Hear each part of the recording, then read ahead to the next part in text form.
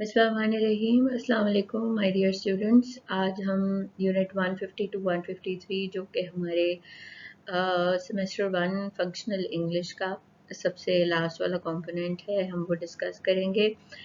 मेरी कुछ तबीयत ठीक नहीं थी तो इस वजह से लेक्चर जो था वो पहले अपलोड नहीं हो सका। So let's start our discussion regarding the linking words.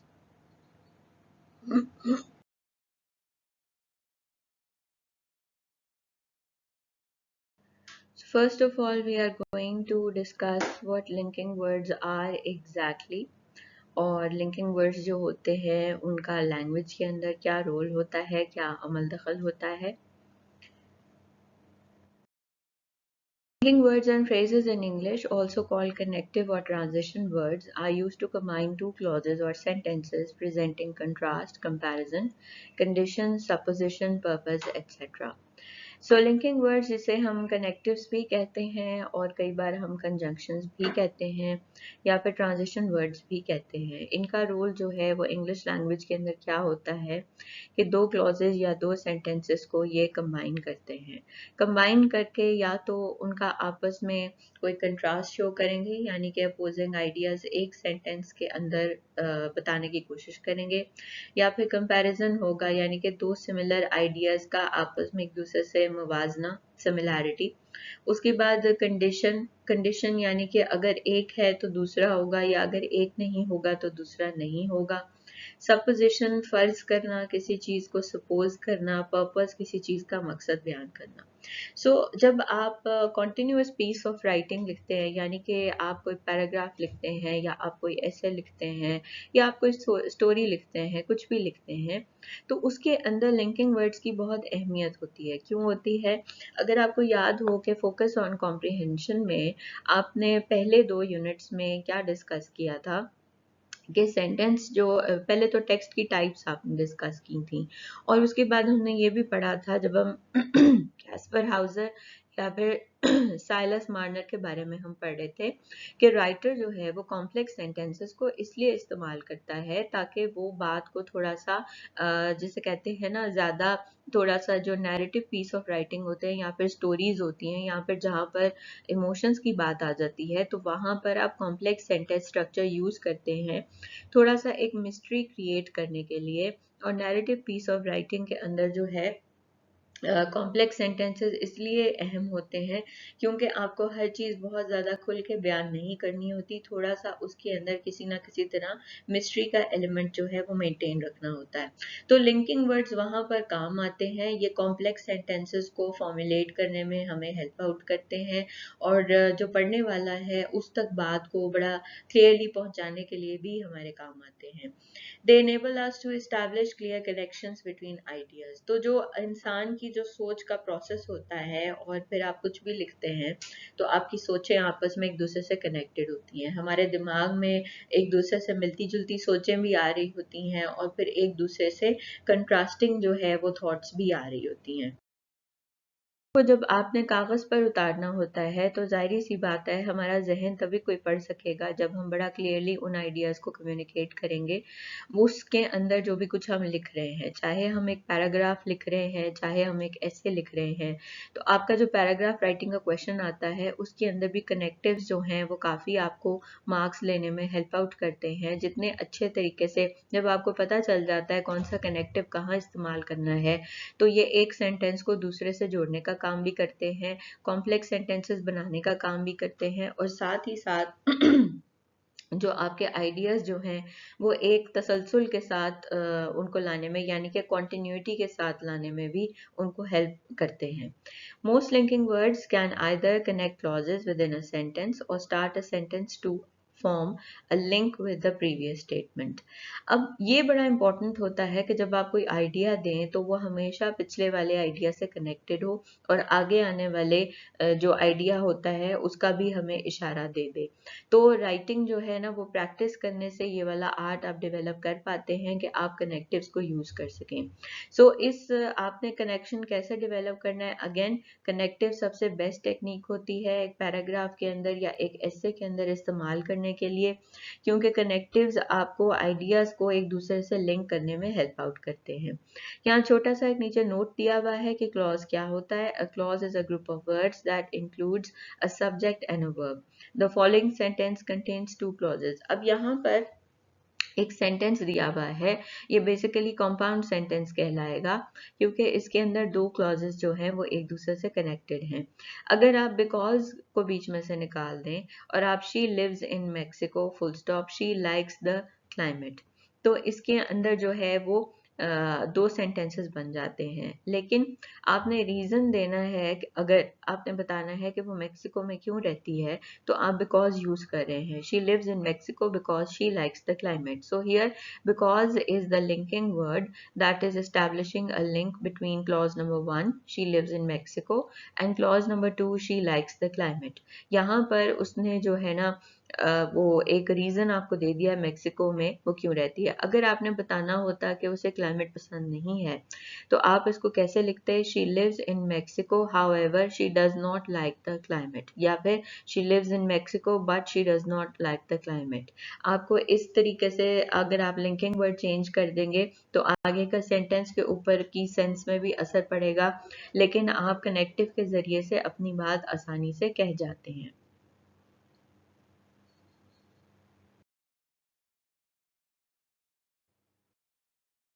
But although and in spite of, unit 150। So unit 150 के अंदर जो बट ऑल्दो और इन स्पाइट ऑफ हैं, ये बेसिकली कंट्रास्टिंग आइडियाज को जाहिर करने के लिए लिंकिंग वर्ड्स हैं।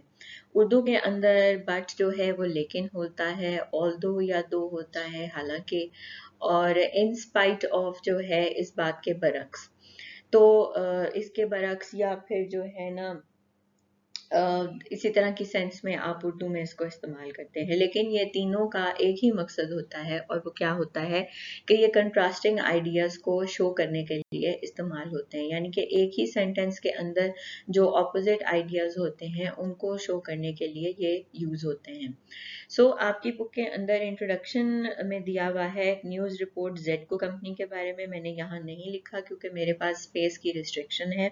आप चाहें तो इस वीडियो को पॉज करके आप सबसे पहले वो पढ़ सकते हैं। उसके अंदर बेसिकली इंट्रोडक्शन दिया हुआ है कि न्यूज़ रिपोर्ट में से छोटा सा एक हिस्सा आपको देकर और फिर आपको बताया गया है कि इन स्पाइट ऑफ ऑल दो और बट जो है ये आइडियाज़ ऑफ कंट्रास्ट को जाहिर करने के लिए यूज़ होते हैं। यहाँ पर जो सबसे इम्पोर्टेंट बात याद रखने वाली है वो क्या है, but is more informal than however. हम बोलने में बट यूज करते हैं लेकिन लिखने में हम ज्यादातर हाउ एवर यूज करते हैं। दूसरी इम्पोर्टेंट बात जो याद रखने वाली है वो क्या है कि आप कोई भी सेंटेंस कभी भी बट से शुरू नहीं करते, हाउ एवर से आप शुरू कर सकते हैं। बोलने में आप सेंटेंस बट से शुरू कर सकते हैं, लेकिन लिखने में नॉर्मली ज्यादातर बट इस्तेमाल नहीं होता।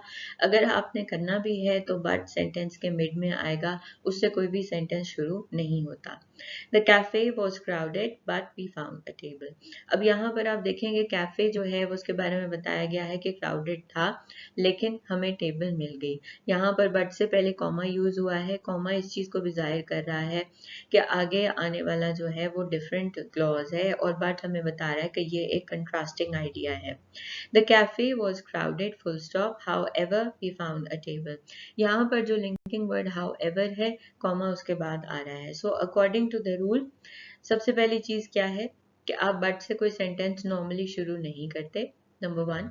नंबर 2, बट ज्यादातर बोलने में इस्तेमाल होता है, लेकिन अगर आपने लिखने में यूज करना है तो आप सेंटेंस के मिड में यूज करेंगे, और कई दफा उससे पहले आप कॉमा भी यूज कर लेते हैं। नॉर्मली ये कोई हार्ड एंड फास्ट रूल नहीं है।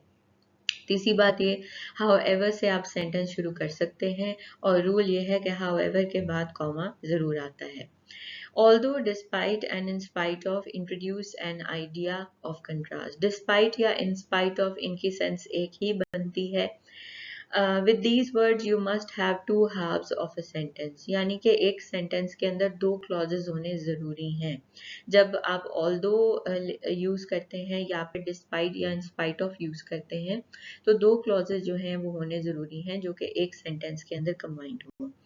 Although और though I like the sweater, I decided not to buy it. अब यहाँ पर जो although है, again ये फॉर्मल इंग्लिश का हिस्सा है, यानी कि लिखने में ज़्यादातर although ही लिखा जाता है, बोलने में दो बोला जाता है, लेकिन दोनों का मतलब एक ही है। although या though I like the sweater, I decided not to buy it. अब आप देखेंगे पहला क्लॉज although से शुरू हुआ, तो उस क्लॉज के एंड पर कॉमा आ गया। क्यों? क्योंकि आपने नेक्स्ट क्लॉज के साथ उसे कनेक्ट करना है, लेकिन साथ आपने ये भी बताना है कि ये दोनों डिफरेंट आइडियाज हैं। सो पहला आइडिया, पहला क्लॉज क्या है? I like the sweater। दूसरा क्लॉज है I decided not to buy it। आप इसको रिवर्स करके भी चेक कर सकते हैं। I decided not to buy the sweater although I liked it।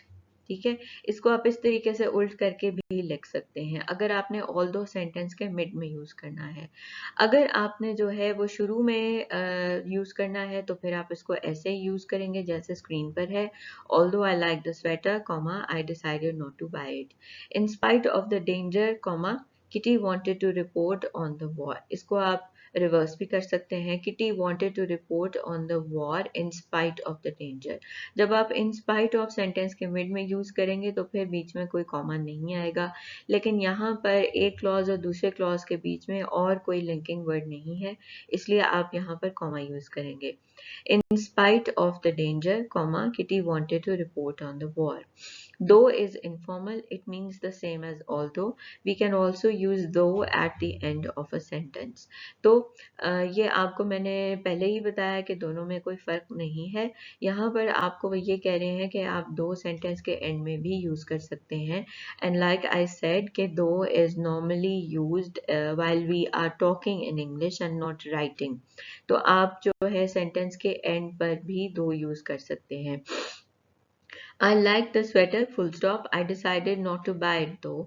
अब यहाँ पर जो दो क्लॉजेज हैं, इनको आपने सेपरेट कर दिया फुल स्टॉप से, लेकिन अगला सेंटेंस यानी कि अगला जो क्लॉज है I decided not to buy it, और उसके बाद आने वाला दो बता रहा है कि ये पहले वाले आइडिया से कनेक्टेड है।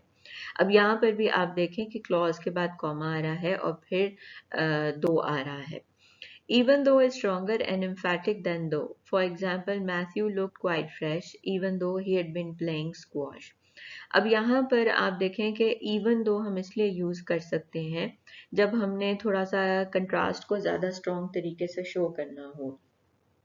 Matthew looked quite fresh even though he had been playing squash। इसको आप उल्ट भी कर सकते हैं। Even though Matthew had been playing squash, he looked quite fresh। Despite and in spite of must be followed by a noun or an ing form of the verb। अब despite या in spite of का rule वो आपको क्या बता रहे हैं कि उसके बाद noun और उसके बाद जो कोई verb आए तो वो verb जो है वो या तो उसके बाद despite या in spite of के बाद noun आ सकता है, या फिर verb की जो है वो ing form आ सकती है। अब ing form जो है बेसिकली उनका मतलब है कहने का gerund से। जेरंड क्या होता है? वो वाले वर्ब्स जो कि नाउन का काम करते हैं। ठीक है, जेरंड्स को GERUNDS आप इसको सर्च कर सकते हैं गूगल के ऊपर। वो वाला वर्ब जिसके एंड पर तो ing लगा होता है, लेकिन जो नाउन का काम कर रहा होता है, हम उन्हें जेरंड्स कहते हैं। So, despite and in spite of must be followed by a noun or an ing form of the verb। Basically, ing जो verb की form है, सब नहीं, physical action की बात नहीं हो रही, जैसे running, walking वगैरह, ये जो है gerunds नहीं होंगे। She wanted to go despite the danger। अब इसके अंदर आप ये कह सकते हैं she wanted to go despite being in danger। ठीक है, यहाँ पर being जो है वो फिर भी verb का काम ही करेगा। सो जेरेंट्स के एग्जाम्पल आपको ऑनलाइन बहुत आसानी से मिल जाएंगे, आप इसको फर्दर सर्च कर सकते हैं। She wanted to go despite the danger.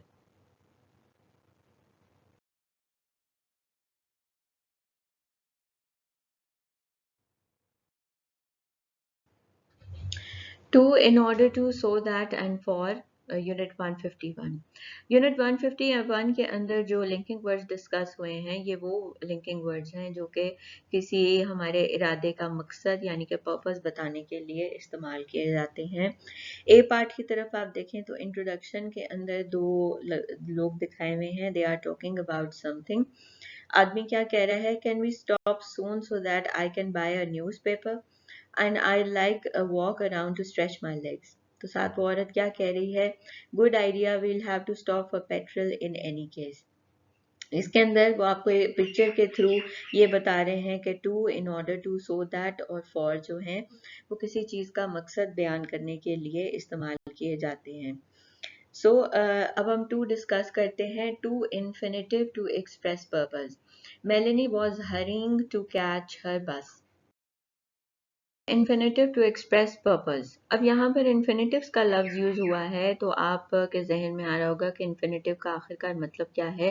Infinitive का मतलब है कि ये वर्ब की बहुत ज़्यादा बेसिक फॉर्म होती है जिसके अंदर किसी किस्म का कोई भी आप सफिक्स ऐड नहीं करते या उसमें कोई इन्फ्लेक्शन नहीं होता, यानी कि वर्ब जो होता है अपनी फर्स्ट फॉर्म में मौजूद होता है और आप उसको सेकेंड या थर्ड फॉर्म में आप चेंज नहीं करते। तो इन्फिनेटिव जो है वो वर्ब की फर्स्ट फॉर्म कहलाती है। तो इससे आपको क्या समझना चाहिए कि टू के बाद जो वर्ब आता है वो फर्स्ट फॉर्म में एग्जिस्ट करता है। जैसे कि एग्जांपल में आपके सामने है, Melanie was hurrying to catch her bus. इसके अंदर टू कॉट या कैचिंग नहीं आएगा, टू के बाद हमेशा वर्ब की फर्स्ट फॉर्म ही आएगी। अब यहाँ पर टू जो है वो मकसद बता रहा है कि मेलनी क्यों जल्दबाजी कर रही थी, क्योंकि वो बस पकड़ना चाह रही थी। In order to and so as to are more formal than to। अब अगर आप बोल रहे हैं किसी चीज़ का रीज़न बोलने में बयान कर रहे हैं तो आप टू यूज़ करेंगे, लेकिन अगर आप लिख रहे हैं तो आप इन ऑर्डर टू या फिर सो एज टू यूज़ करेंगे। दोनों का मतलब एक ही है। In order not to and so as not to for negative. अब अगर जो है किसी आपने चीज़ का बताना हो कि ऐसा ना हो या वैसा ना हो तो फिर आप नॉट ऐड करेंगे। यहाँ नॉट का पैटर्न देखें, इन ऑर्डर के बाद नॉट आ रहा है और फिर टू आ रहा है। First example is the government took these measures in order to so as to reduce crime। in order to यानी कि गवर्नमेंट ने कुछ इकदामात किए, क्यों किए, ताकि जो जुर्म जराइम हैं उनके अंदर कमी आ जाए। Melanie was hurrying in order not to so as not to miss her bus. अब ये ऊपर वाला ही जो एग्जाम्पल है उसको यहाँ पर टू की जगह उन्होंने in order not to so as not to लगा दिया। अब अगर आप इसको सिर्फ इन ऑर्डर टू भी अगर आप यूज करें तो आप सिंपली कह सकते हैं Melanie was hurrying in order to so as to catch her bus. लेकिन अगर वो बस मिस ना करे तो फिर आप in order not to so as not to miss her bus. अब बात करते हैं सो दैट की। सो दैट भी पर्पस को एक्सप्लेन करने के लिए हम यूज करते हैं। इसका नॉर्मल जो है वो ऑर्डर एक सेंटेंस के अंदर क्या होता है, पहले सो दैट आता है, फिर सब्जेक्ट आता है और फिर वर्ब आता है। I'll post the card today so that के बाद आ गया सब्जेक्ट इट और वर्ब आ गया gets. so that it gets there on Daniel's birthday। It क्या है, कार्ड है और कार्ड सब्जेक्ट है जिसके बारे में बात हो रही है। इसके बाद आप विल और कैन यूज कर सकते हैं प्रेजेंट पर्पस के लिए, वुड और कुड यूज कर सकते हैं पास्ट पर्पस के लिए। अब जैसे अगर सेंटेंस के शुरू में आ रहा है I will give you a map, I will give you a map, मैं तुम्हें एक मैप दूंगा प्रेजेंट के अंदर, so that you can find or you will find the way all right. यानी कि प्रेजेंट में वो बात कर रहा है, हालिया दौर की बात कर रहा है और वो कह रहा है मैं तुम्हें एक मैप दूंगा ताकि वो मैप तुम्हें काम आ जाए। आपकी बुक में एक और एग्जाम्पल दिया हुआ है कि पास्ट में उसने क्या एक एक्शन किया, I gave Nick a map so that he could find or he would be able to find the way all right. तो अगर पास्ट में आपने कोई एक्शन लिया है तो सो दैट के बाद नॉर्मली वुड या कुड आएगा, और अगर आपने प्रेजेंट में कोई एक्शन लिया है तो सो दैट के बाद नॉर्मली कैन या फिर जो है वो विल आ जाएगा। For plus noun. अब फॉर के बाद जो है वो नॉर्मली नाउन आता है जब आप मकसद बयान करना चाह रहे होते हैं। Why don't you come over for coffee. So coffee is the noun और फॉर के बाद नॉर्मली नाउन आता है। टू इन्फिनेटिव और for plus ing for purpose of a thing. या तो आप टू के साथ जो है वो वर्ब की फर्स्ट फॉर्म यूज करते हैं या फिर फॉर के साथ आप वर्ब के अंदर ing ऐड करते हैं किसी चीज का मकसद बताने के लिए।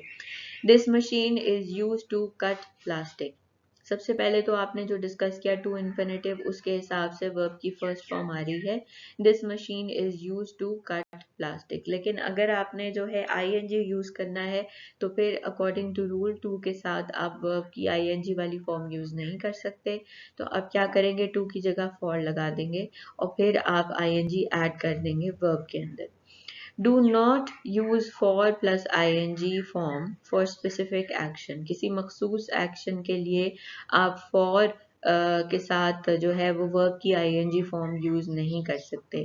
I put the heater on to keep the plants warm। अब एक मकसद के लिए अगर आप हीटर यूज कर रहे हैं और वो क्या है कि प्लांट्स को गर्म रखना है, तो फिर उस एक मकसद के लिए आप फॉर और ing फॉर्म वर्ब की यूज नहीं कर सकते, वहां पर टू इन्फिनेटिव ही काफी रहेगा। लेकिन अगर आपने जो है ज्यादा जो है ना वो मकसद के बारे में बताना है, तो फिर आप फॉर के साथ वर्ब की आईएनजी फॉर्म यूज कर सकते हैं।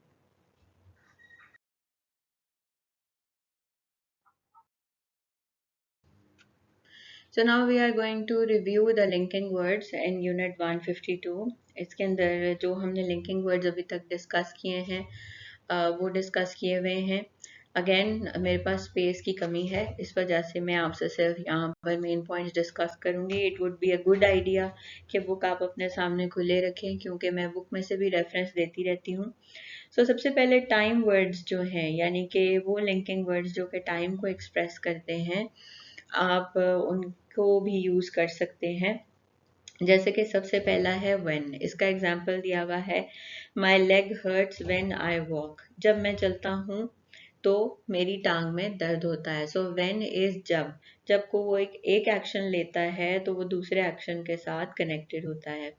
उसके बाद सेकेंड एग्जाम्पल है Mark heard the news on the radio as या while he was driving home. So as या वाइल का यहाँ पर मतलब क्या है कि जिस दौरान वो एक एक्शन कर रहा था तो उस दौरान उसने दूसरा एक्शन भी हो गया। उसके बाद तीसरा है we are going to tidy up after everyone's gone. Everyone's gone यानी कि एक एक्शन खत्म, एक एक्शन जब खत्म होगा तो फिर दूसरा एक्शन शुरू हो जाएगा। As soon as Laura had left the house, it started to rain। तो जैसे ही लॉरा की तरफ से एक एक्शन हुआ कि वो घर से निकली, तो साथ ही साथ जो है वो बारिश जो थी वो शुरू हो गई। I must get to the post office before it closes. तो यानी कि पोस्ट ऑफिस जो है वो बंद होने से पहले एक एक्शन लेना है, और वो क्या है कि वहां पर पहुंचना है। You have to wait until the light changes to green. जिस टाइम पर लाइट जो है वो ग्रीन में हो जाएगी तब तक इंतजार करना है, और उसके बाद बेशक इंतजार नहीं करना। David hasn't been able to work since he broke his leg। जब से डेविड की टांग टूटी है तब से वो काम नहीं कर पा रहा है। सो आई होप ये मैं साथ साथ जो आपको बताती गई हूँ इससे आपको क्लियर हो गया होगा। इसके बाद उन्होंने आपको एक रूल बताया जो सबसे इम्पोर्टेंट है, याद रखना। Remember that we use the present simple और फ्यूचर टाइम आफ्टर व्हेन। उसने कहा कि जब हम जो है ना फ्यूचर के बारे में हमने बताना होता है तो तब हम जो है वो प्रेजेंट सिंपल यूज करते हैं व्हेन के बाद। यानी कि अगर हम फ्यूचर के लिहाज से कोई एक्शन के बारे में बताना चाह रहे हैं तो हम व्हेन के बाद नॉर्मली प्रेजेंट सिंपल टेंस इस्तेमाल करते हैं। जैसे कि यहाँ एग्जांपल है I must get to the post office before it closes. तो यहाँ पर जो है वो बिफोर के बाद उन्होंने बताया कि यानी कि जब वो पोस्ट ऑफिस जो है बंद होने से पहले एक एक्शन लेना है। फिर नॉर्मली अंटिल आप इट चेंजेस को देखें कि you have to wait until the light changes to green, ये भी जब से ही रिलेटेड है, यानी कि जब एक एक्शन हो तो दूसरा एक्शन उससे कनेक्टेड है। If unless and in case, if unless और इन केस जो है बेसिकली कंडीशन को एक्सप्रेस करने के लिए इफ और अनलेस यूज होते हैं, और इन केस जो है वो पॉसिबिलिटी को एक्सप्रेस करने के लिए यूज होते हैं। यानी कि ये तीनों लिंकिंग वर्ड्स के फंक्शंस क्या हैं, इफ और अनलेस कंडीशन को एक्सप्रेस करने के लिए यूज होते हैं, और इन केस जो है पॉसिबिलिटी को एक्सप्रेस करने के लिए यूज होता है। Rachel might buy a car if she passes her test. Rachel जो है गाड़ी खरीद ले, शायद रेचल गाड़ी खरीद ले अगर वो अपना टेस्ट पास कर जाए। Excuse me. सो यहाँ पर इफ जो है वो अगर है। You won't learn to use a keyboard properly unless you practise. जब तक तुम प्रैक्टिस नहीं करोगे तब तक तुम कीबोर्ड को सही तरीके से इस्तेमाल करना नहीं सीख सकते। जब तक एक काम नहीं करोगे तब तक दूसरा नहीं हो सकता है। सो अनलेस और इफ जो है दोनों कंडीशन को एक्सप्रेस करते हैं। We'd better allow plenty of time for the journey in case there are traffic holdups. अगर पॉसिबिलिटी होती है कि ट्रैफिक जैम हो जाए तो फिर हमें अपने सफ़र के लिए थोड़ा सा टाइम का मार्जिन रखना चाहिए। इन केस यहाँ पर जाहिर कर रहा है कि अगर एक काम होता है तो उस सूरत में हमें तैयार रहना चाहिए। But although and in spite of to express the idea of contrast, इसको हम काफ़ी ज़्यादा डिटेल में डिस्कस कर चुके हैं। सो मैं इसके ऊपर अब मज़ीद डिस्कशन नहीं करूँगी। बिकॉज एंड सो बिकॉज और सो दोनों जो हैं वो किसी चीज़ के रीज़न को एक्सप्रेस करने के लिए यूज़ होते हैं। Because to express the reason for something, because और सो जो है ना नॉर्मली किसी चीज़ का कोई जो है ना वो आप कह लें कि रिजल्ट शो करने के लिए जाहिर होता है। यहाँ पर आपको पहली लाइन में बताया because to express the reason for something I turn the heating on because it was cold. मैंने हीटिंग इसलिए चलाई क्योंकि बाहर ठंड थी। So to express the result of something it was cold so I turn the heating on. अब आप देखें इन दोनों सेंटेंसेस एक हैं लेकिन दोनों का ऑर्डर चेंज होने की वजह से लिंकिंग वर्ड भी चेंज हो गया है। पहले में उसने बाद वाले एक्शन के बारे में पहले जिक्र किया और पहले वाली कंडीशन के बारे में बाद में बताया। आई टर्न द हीटिंग ऑन, मैंने कुछ एक्शन इसलिए लिया क्योंकि बाहर ठंड थी। इट वॉज कोल्ड, बाहर ठंड है। So I turn the heating on, इसलिए मैंने ऐसा एक्शन लिया है। यानी कि सो जो है वो एक लॉजिकल सीक्वेंस को ऑर्डर कर रहा है कि पहले एक चीज़ है तो इसलिए दूसरा किया गया। बिकॉज जो है रिवर्स ऑर्डर को फॉलो करता है, यानी कि एक एक्शन क्यों लिया क्योंकि आगे वजह ये थी। To, in order to and so that, to express purpose, ये भी हम काफ़ी डिटेल में डिस्कस कर चुके हैं। Sarah went to Birmingham to meet a client. Sarah went to Birmingham in order to meet a client. Sarah went to Birmingham so that she could meet a client. अब आप यहाँ देखें went use हुआ है जो कि हमने rule discuss किया था पिछले यूनिट में कि जब पहले में आप पास्ट बता रहे हैं तो फिर सो दैट के बाद कुड या वुड आता है।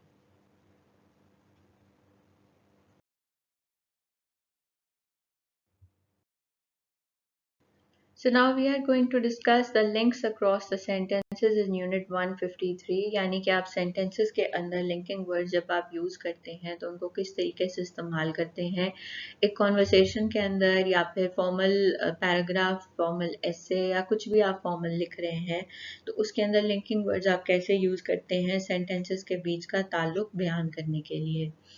So A में introduction दिया गया है, there is a conversation between Rita and Tom. So I will read this out. I hope you have your books open in front of you. Rita क्या कह रही है? You go to United's games, don't you, Tom? You watch them on TV too. तो रीटा कह रही है कि तुम यूनाइटेड जो है मैनचेस्टर यूनाइटेड उनकी गेम्स पे भी जाते हो और तुम जो है ना वो टेलीविजन पर भी उनको देखते हो। So first linking word is TOO2। Tom, well, I'm a fan. It's wonderful when United win. On the other hand, it's terrible when they lose. So next जो है linking word है on the other hand, यानी कि Tom अपने ideas के दरमियान जो है वो link develop कर रहा है, कह रहा है बहुत अच्छी बात है कि यूनाइटेड जीतते हैं लेकिन फिर जब वो हारते हैं तो बहुत बुरा लगता है। रीटा क्या कह रही है? Why not have a change? After all, there are other things in life. अब रीटा कॉन्वर्सेशन को आगे बढ़ा रही है, उसी को आगे लेकर जा रही है और वो कह रही है कि why not have a change? After all, आखिरकार there are other things in life. So next linking word is after all. Tom पूछ रहा है such as question mark Rita, there's music for example, why don't you go to a concert sometime? So उसने next linking word use किया for example music भी है, हम किसी concert पर क्यों नहीं जाते Tom, but I don't like classical music. अब बट जो है ना ये नॉर्मली मैंने आपको बताया कि इनफॉर्मल कॉन्वर्सेशन में यूज होता है, यहाँ पर उसने अगर बट से सेंटेंस यूज किया तो दैट इज कम्प्लीटली फाइन। बोलने में जब आप बट यूज करते हैं तो दैट इज ओके। सो यहाँ पर वो आपको कह रहे हैं कि जो लिंकिंग वर्ड्स और फ्रेजेस हैं to, on the other hand, after all, for example है, ठीक है। और उन्होंने कहा इस तरीके से आप एक कॉन्वर्सेशन में या इवन कोई पैराग्राफ आप लिख रहे हैं तो उसके अंदर आप लिंकिंग वर्ड्स यूज कर सकते हैं। Words and phrases meaning and but and so. अब यहाँ पर वो आपको 3 तरह की कैटेगरीज बता रहे हैं। कुछ का मतलब एंड जैसा होता है, कुछ का मतलब बट जैसा होता है और कुछ का मतलब सो जैसा होता है। यहाँ पर उन्होंने आपको 5-6 एग्जाम्पल्स दिए हुए हैं एंड के लिए। सो आई होप आप इनको खुद से रीडिंग कर लेंगे। तो इसके अंदर जो जो वर्ड्स दिए हैं वो हैं टू या फिर as well, also, in addition, besides, furthermore. अगर आपके सामने आपकी बुक खुली है तो आप देखेंगे कि टू और एज वेल जो है वो सेंटेंस के एंड पर नॉर्मली यूज होते हैं। ऑल्सो जो है ये एडवर्ब का काम बेसिकली करता है। तो इसके अंदर जो है ना आप देखें कि ये शी के बाद यूज हुआ है, यानी कि जो है वो नाउन के बाद यूज हुआ है। फिर उसके बाद इन एडिशन और बिसाइड्स और फर्दर मोर, ये तीनों सेंटेंस के शुरू में यूज हुए हैं। उसके बाद जो लिंकिंग वर्ड्स बट का काम करते हैं वो है still, however, nevertheless, all the same या फिर ऑन द अदर हैंड। इसके अंदर आप देखें कि स्टिल जो है उससे सेंटेंस शुरू किया जा सकता है। हाउएवर सेंटेंस हाउएवर से भी शुरू किया जा सकता है और जो है वो सेंटेंस के मिड में भी आ सकता है। आपके यहाँ पर Rita however is in love with Tom, आप देखें कि रीटा के बाद जो है वो हाउएवर भी आ सकता है, लेकिन उससे पहले आप नोट करें कि नॉर्मली उससे पहले और बाद में कॉमा आएगा। हाउएवर से पहले और बाद में कॉमा आएगा सेंटेंस के अंदर। फिर nevertheless, all the same, on the other hand, इनसे सेंटेंसेस शुरू किए हैं। आपने नॉर्मली जो एक बात याद रखनी है वो क्या है कि अगर आप लिंकिंग वर्ड से कोई सेंटेंस शुरू कर रहे हैं तो उसके बाद कॉमा ज़रूर लगाएं। अच्छा, उसके बाद वो लिंकिंग वर्ड जिनका मतलब सो यानी कि एज अ रिजल्ट शो करने के लिए यूज होता है, उसमें आता है देयरफॉर, कॉन्सिक्वेंटली या एज अ रिजल्ट। आप सेंटेंस देयरफॉर से भी शुरू कर सकते हैं या फिर जैसा यहाँ पर दिया गया है we therefore decided to fly home early if we could.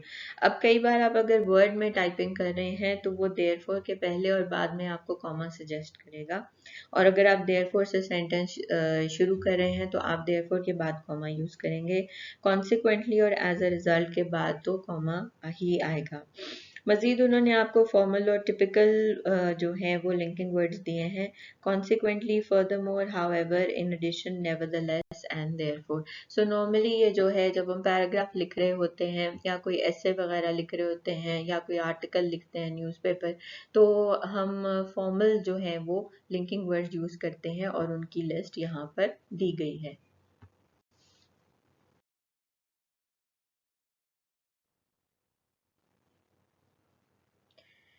यहाँ पर जो सी पार्ट है इसको मैंने थोड़ा स्प्लिट कर दिया है because I wanted to discuss these examples. अब इसके अंदर ये यूनिट 153 का ही पार्ट है, part C, other linking words and phrases. अब जब हम कॉन्वर्सेशन करते हैं या उसके अंदर हम अपना थोड़ा सा एक्सप्लेन करते हैं तो हम डिफरेंट तरह की हम टेक्निक्स यूज़ करते हैं। रीफ्रेजिंग की टेक्निक हम तब यूज़ करते हैं कि जब हम अपनी बात को ज़रा सिंपल वर्ड्स में हम बताना चाह रहे हैं। Jessica is in the most popular person around here, in other words no one likes her. अब पहला जो सेंटेंस है वो बात को बहुत ज़्यादा क्लियरली नहीं कह रहा है, Jessica is in the most popular person around here. लेकिन जब हम थोड़ा सिंप्लीफाई करके बताना चाह रहे होते हैं तो हम कौन सा लिंक यूज़ करते हैं, लिंकिंग वर्ड यूज़ करते हैं या लिंकिंग फ्रेज यूज़ करते हैं, इन अदर वर्ड्स, दूसरे अल्फाज में। ठीक है, दूसरे अल्फाज में का मतलब क्या है कि ज़रा मैं बात को सिंपल तरीके से करना चाह रहा हूँ या करना चाह रही हूँ। In other words no one likes her. Then correcting yourself, जब आप अपनी थोड़ी सी आप खुद करेक्शन कर रहे हो बात करते हुए, आपको लग रहा हो कि आप कुछ चीज़ गलत बोल गए हैं तो आप लिंकिंग फ्रेज यूज़ करते हैं। We play basketball, I mean or rather volleyball, या फिर आप यूज़ करते हैं we play basketball, I mean volleyball, we play basketball or rather volleyball. ये बोलने में ज़्यादातर और से शुरू होता है, वरना लिखने में यानी कि जब आप इंग्लिश लिख रहे होते हैं तो आप और से सेंटेंस शुरू नहीं करते। उसके बाद जब आप अपनी ही बात कहकर उसको कॉन्ट्रडिक्ट कर रहे होते हैं, यानी कि कोई अपोजिंग आइडिया दे रहे होते हैं, तो आप ऑन द कॉन्ट्ररी यूज करते हैं। सारा isn't lazy, on the contrary she works extremely hard.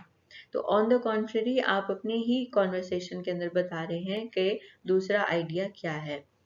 Picking up a topic. फर्ज करें कि आप किसी से बात कर रहे हैं और बात करते हुए अचानक आपके जहन के अंदर कोई और उससे कनेक्टेड बात आ गई है, तो आप बात का रुख कैसे मोड़ेंगे? I like Natasha, I went on holiday with her. ये एक बंदे ने कहा, और वो फर्ज करें कि आपके और आपके दोस्त के दरमियान बात हो रही है और उसके अंदर आपका दोस्त आपसे कह रहा है या आपसे कह रही है, I like Natasha, I went on holiday with her. तो आप आगे से क्या कह रहे हैं? Talking of holidays, what are your plans for this year? अब देखिए उसमें से एक वर्ड मिला हॉलीडे, उससे आपके जहन के अंदर कोई आइडिया आया, तो आप उस आइडिया को आगे कैसे बढ़ाएंगे? Talking of holidays, talking of habits, talking of interest, talking of hobbies. तो आप डिफरेंट, अगर आपने कॉन्वर्सेशन को चेंज करना है या टॉपिक बदलना है, तो आप उसको इस तरीके से मोड़ सकते हैं। Changing the subject, it's a lovely day isn't it? अब किसी ने आपसे आकर ये पूछा, it's a lovely day isn't it? आगे से आपका जवाब क्या है? Yes, beautiful. By the way, have you seen Meloni? जब आप बिल्कुल एक टोटली डिफरेंट बात करना चाह रहे हैं, तो आप बाय द वे से शुरू कर सकते हैं। Supporting a statement, we don't need to drive to the club, do we? After all, it's only about 200 meters from here. अब यहाँ पर जब आप कोई अगर अपना ओपिनियन दे रहे हैं, तो आप उसके साथ अगर कोई रीजन दे रहे हैं, यानी कि लॉजिक दे रहे हैं, कोई सपोर्टिंग स्टेटमेंट दे रहे हैं, तो फिर आप आफ्टर ऑल जो है वो लिंकिंग फ्रेज इस्तेमाल करते हैं। Dismissing something, I'm not sure a thank you letter is really necessary. Anyway, I can't be bothered to write one. तो आप किसी चीज़ को डिसमिस कर रहे हैं, रिजेक्ट कर रहे हैं, किसी चीज़ को एक्सेप्ट नहीं करना चाह रहे, तो फिर आप एनी वे का लिंकिंग वर्ड यूज करते हैं। Giving an example, yes I do think Henry is rude. इस एग्जाम्पल के बारे में मैं बात इसलिए करना चाह रही थी। अब आप सबसे पहले हिस्से में देखें, आई do think. Do think basically I के बाद डू कई बार नॉर्मली आप ये भी यूज कर सकते थे, I think Henry is rude, लेकिन जब आप अपनी बात को थोड़ा सा एम्फसाइज करके कहना चाह रहे हैं, तो फिर आप डू यूज करते हैं ज्यादा उसको स्ट्रेस देने के लिए।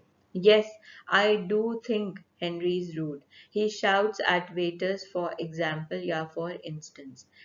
For example, he shouts at waiters, इसको आप रिवर्स भी कर सकते हैं। सो आपने यहाँ पर देखा कि लिंकिंग जो वर्ड्स और फ्रेजेस हैं, वो डिफरेंट मकसद के लिए भी इस्तेमाल हो सकते हैं, और इन सिचुएशंस के हिसाब से आप डिफरेंट लिंकिंग वर्ड्स और फ्रेजेस को कैसे यूज कर सकते हैं।